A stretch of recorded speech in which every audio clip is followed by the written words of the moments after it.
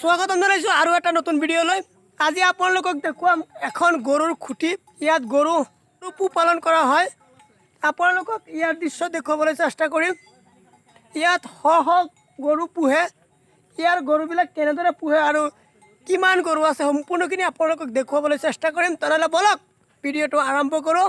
ভিডিঅ'টো আৰম্ভ কৰাৰ আগতে আপোনালোকলৈ মোৰ এটা সৰু ৰিকুৱেষ্ট, আপুনি যদি এতিয়ালৈকে ভিলেজ ব্লগ অসম নামৰ ইউটিউব চেনেলটো ছাবস্ক্ৰাইব কৰা নাই, প্লিজ ছাবস্ক্ৰাইব কৰি কাষত থকা বেল আইকনটো প্ৰেছ কৰি ৰাখিব, যাতে মই যেতিয়াই ভিডিঅ' আপলোড কৰোঁ ইয়াৰ নটিফিকেশ্যন আপুনি নিয়মিত পাই থাকে আৰু নতুন নতুন ভিডিঅ' আপুনি চাব পাৰে।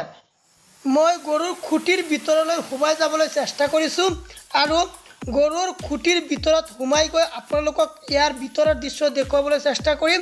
ইয়াত চাওক, এইটো এটা গৰুৰ খুঁটি হয়। ইয়াত শ শ গৰু একেলগে পোহপালন দিয়া হয়। ইয়াত শ শ গৰু একেলগে পোহে। মই আপোনালোকক ইয়াৰ সম্পূৰ্ণ দৃশ্য দেখুৱাম। আপুনি ভিডিঅ'টো অলপ স্কিপ নকৰি শেষলৈ চাওক। ইয়াত আপোনালোকে চাব পাৰে শ শ গৰু একেলগে আছে, কিন্তু আপোনালোকে যদি এটা কথা লক্ষ্য কৰে, ইয়াত এটা গৰুৰ গাটো ৰছী নাই। ৰছী নোহোৱাকৈ ইয়াত পোহপালন কৰে।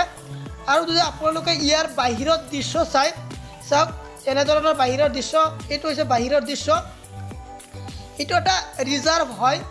ৰিজাৰ্ভত গৰুবিলাকে এনেদৰে ঘাঁহ খায়, কিন্তু সিহঁতৰ কোনো ধৰণৰ ৰছীৰ প্ৰয়োজন নহয়, বান্ধিব নালাগে।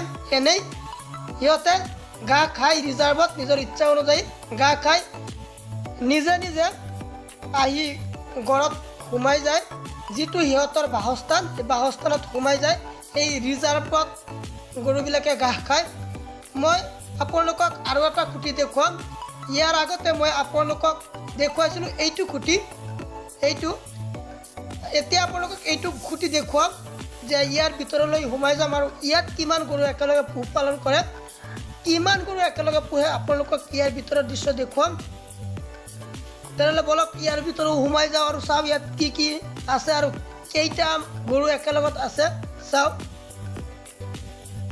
আপোনালোকে যদি চাই ইয়াৰ ভিতৰৰ দৃশ্য এনেধৰণৰ,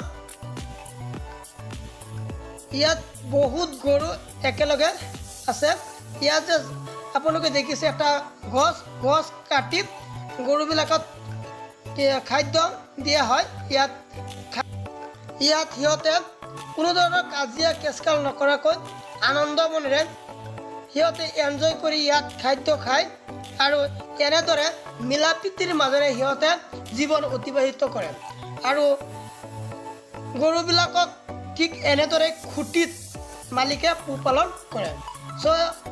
এইটো আছিল এটা সৰু ভিডিঅ'টো কেনে পালে কমেণ্ট কৰি জনাব। যদি ভাল পাইছে লাইক কৰিব, যিমান পাৰে আপোনাৰ বন্ধুসকলে শ্বেয়াৰ কৰিব।